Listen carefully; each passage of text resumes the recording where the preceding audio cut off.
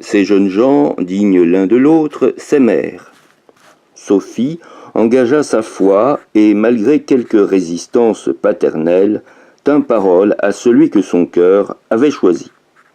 Suite du chapitre 1, page 14, de Alfred Barboux sur Victor Hugo. Accompagnée de son père, elle rejoignit à Paris son fiancé nommé rapporteur militaire à l'occasion du jugement des chauffeurs. Le mariage civil eut lieu à l'hôtel de ville. Il n'y eut pas de mariage religieux. Les églises étaient fermées dans ce moment, les prêtres enfuis ou cachés, les jeunes époux ne se donnèrent pas la peine d'en trouver un. La mariée tenait médiocrement à la bénédiction du curé et le marié n'y tenait pas du tout. Moins d'un an après, Madame Joseph Hugo mit au monde un fils qu'on nomma Abel. Un second garçon allait naître lorsque le major Hugo, spécialement attaché à la personne du général Moreau, grâce à l'intervention de Lahorie, retourna à la frontière. Sa bravoure intrépide le fit nommer chef de bataillon sur le champ de bataille au passage du Danube.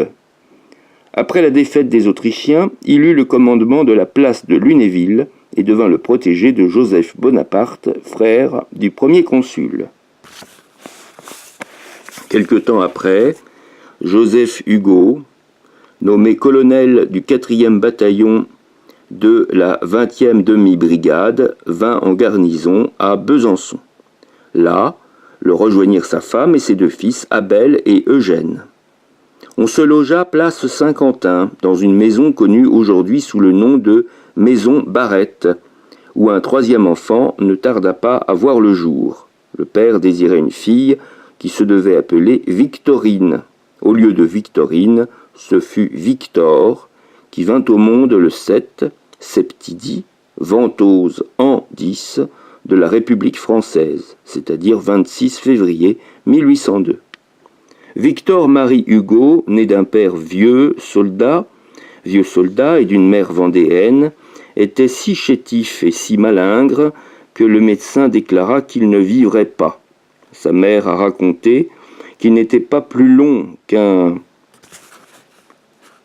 couteau, c'est ça, qu'un couteau, et s'il est qu'un de ses frères âgé de 18 mois, et qui parlait à peine, s'écria en l'apercevant « Oh, la bébête !» Victor Hugo a décrit lui-même son apparition dans la vie. Ce siècle avait 2 ans. Alors, dans Besançon, vieille ville espagnole,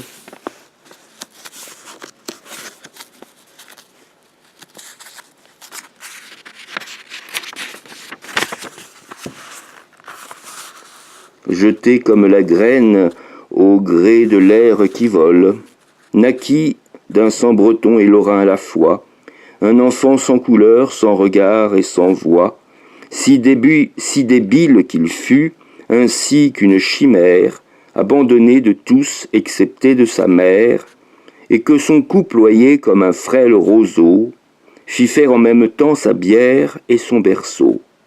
Cet enfant que la vie effaçait de son livre, et qui n'avait pas même un lendemain à vivre, c'est moi.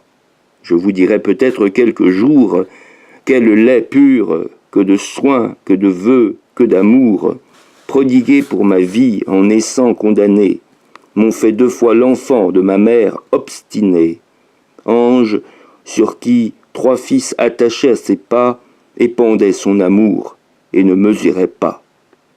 Le nouveau-né, moribond, se fortifia lentement et resta longtemps languissant et triste. Sa mère dut l'abandonner pendant quelques mois, ainsi que ses frères, pour aller solliciter de Joseph Bonaparte le changement de brigade de son mari, qui fut envoyé en Corse, puis à l'île d'Elbe, où elle le rejoignit.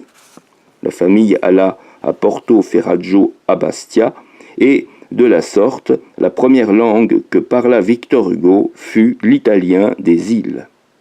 Son père, après de pénibles pérégrinations, reçut l'ordre de rejoindre l'armée d'Italie et, comprenant combien était fatigante pour les siens cette existence errante Il envoya sa femme et les 3 petits s'installer à Paris.